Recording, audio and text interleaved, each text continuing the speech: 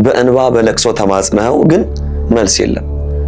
ከዛ ደግሞ ፈተናዎች ተደራረቡብህ፣ ስራ አጣ፣ ታመምክ፣ ወይም የምትወደውን ሰው አጣ። ለምን ትላለህ? ሰላም ጤና ይስጥልኝ የጉብዝና ወራት ቤተሰቦቼ እንደምን አላችሁ? ዛሬ ወደ እናንተ የመጣሁት ምናልባት በዚህ ሰዓት ብዙዎቻችሁ ትራስ አቅፋችሁ የምታለቅሱበትን ወይም ሰው ተሰብስቦ በደስታና በጨዋታ ጊዜውን ሲያሳልፍ እናንተ ግን ብቻችሁን ሆናችሁ ለምትጨነቁበት ጉዳይ እንደ መፍትሄ ሊያግዛችሁ ይችላል ብዬ ያሰብኩትን ሐሳብ ይዤ ቀርቤያለሁ። ጭንቀትና ተስፋ መቁረጥ።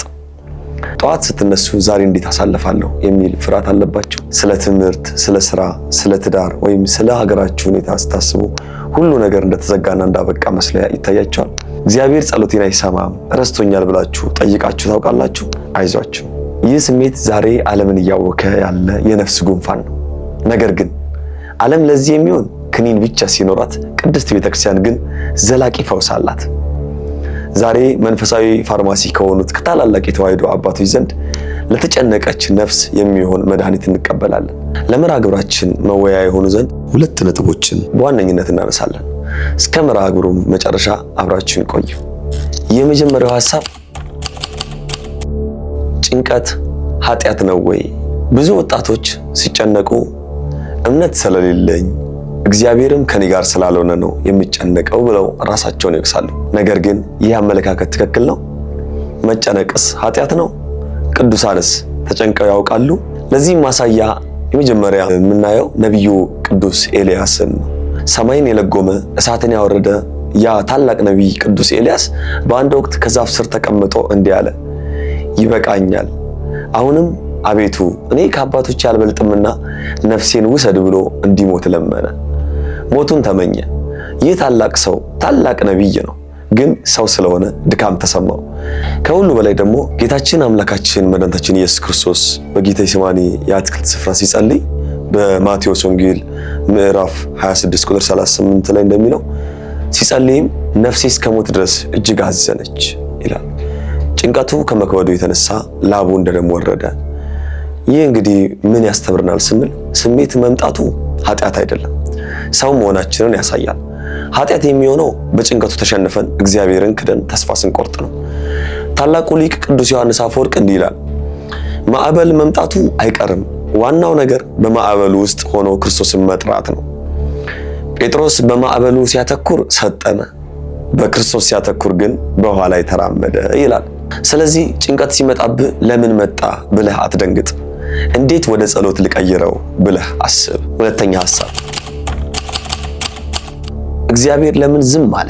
የጭንቀታችን ትልቁ ምንጭ የእግዚአብሔር ዝምታ ነው።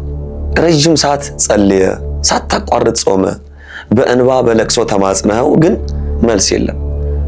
ከዛ ደግሞ ፈተናዎች ተደራረቡብህ፣ ስራ አጣ፣ ታመምክ፣ ወይም የምትወደውን ሰው አጣ። ለምን ትላለህ? ለዚህ ጥያቄ ሶስት የቤተክርስቲያን ሊቃውንት የሰጡትን መልሶች ላስታውስ። ብዙ ጊዜ እግዚአብሔር ዝም ሲል ለኛ የማይታይ ትልቅ ስራ በጓሮ እየሰራ ነው። ቅዱስ ባስልዮስ ዘቂሳርያ እንዲህ ይላል፣ የሸክላ ሰሪውን ስራ ተመልከት። ሸክላውን ወደ እሳት የሚከተው ሊያጠፋው ሳይሆን ሊያጠነክረው ነው። እሳቱ ካልበዛ ጥሬ ይሆናል፣ ካነሰም አይጠነክርም።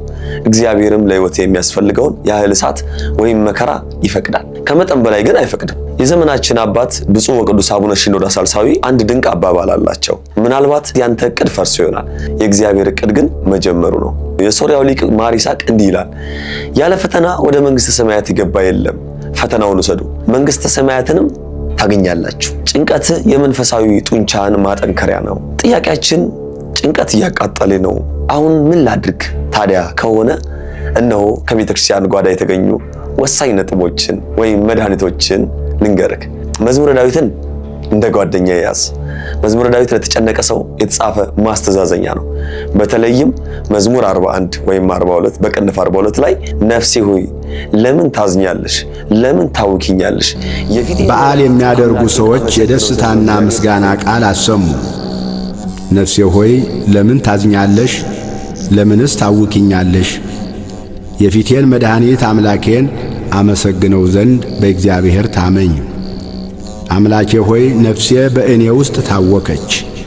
ስለዚህ በዮርዳኖስ ምድር በአርሞንኤም ጭንቀት ሲተነፍስብህ መዝሙር ደግመህ መልስ ስጠው። ዝም ብለህ አትቀመጥ። ቃለ እግዚአብሔርን በድምፅ አውጥተህ ተናገር። አንዳንድ ጊዜ ጭንቀት የሚመጣው ከተጠራቀመ ኃጢአት ነው። ኃጢአት የነፍስ ሸክም ነው። ኢትዮጵያዊ ቄርሎስ ሊቁ አባ ጊዮርጊስ ዘጋስጫ በመጽሐፈ ምስጢር ላይ ቁስሉን የደበቀ መድኃኒቱን አራቀ ይላሉ። ወንድሜ ሂድና ለካህን ተናገር፣ ሸክምህን አውርድ፣ ከዛም የሕይወት እንጀራ የሆነውን ቅዱስ ቁርባኑን ተቀበል። የክርስቶስ ሥጋና ደም ወደ ሰውነት ሲገባ የጭንቀት መንፈስ ቦታ አጥቶ ይሸሻል። ሌላው ይህም ያልፋል በል። አንድ ጥንታዊ የገዳም አባቶች ተረት አለ። አንድ ወጣት መነኩሴ ወደ አንድ አረጋዊ አባት ሄዶ አባቴ ተጨንቄያለሁ አላቸው። እሳቸውም ይህም ያልፋል አሉት። ከወራት በኋላ ደስ ብሎት መጣና አባቴ አሁን ሰላም ነኝ አላቸው። እሳቸውም አሁንም ይህም ያልፋል አሉት። በዚህ ምድር ላይ ሐዘኑም ጊዜያዊ ነው፣ ደስታውም ጊዜያዊ ነው። ዘላለማዊው እግዚአብሔር ብቻ ነው። ችግር ጊዜያዊ እንደሆነ አስታውቅ፣ ተስፋ ይለመልማል። ሐሳባችንን ስናጠቃልል ውድ የቤተክርስቲያን ልጆች ዛሬ አንድ ነገር ይዛችሁ እንድትሄዱ ፈልጋለሁ። የጨለማው ጥግ መምጣቱ የንጋቱን መቅረብ ያበስራል። እግዚአብሔርም ዝም ያለው ስለረሳ ሳይሆን ላንተ የሚመጥን ተአምር እያዘጋጀ ስለሆነ ነው። እስቲ አሁን አንተ ባለበት ሆነ ይህን አጭር ጸሎት አብረኝ ጸልይ። ጌታ ሆይ ማዕበሉ ቢበረታብኝ አቅም አጣው፣ ነገር ግን አንተ የማዕበል ጌታ ነህ። ኤልያስን ያጽናና አምላክ እኔንም አጽናናኝ። በሩ የተዘጋ ቢመስልም አንተ የበር ቁልፍ ነህና ክፈትልኝ። ጭንቀቴን ወስደ ሰላምን ስጠኝ በሉት። ስለተከታተላችሁኝ ከልብ አመሰግናለሁ። ይህ ትምህርት ለተጨነቀ ሰው እንዲደርስ ሼር በማድረግ እንድታደርሱ በእግዚአብሔር ስም ጠይቃለሁ። እግዚአብሔር የልቡናችንን ሸክም ያቅልልልን። ወስብሐት ለእግዚአብሔር።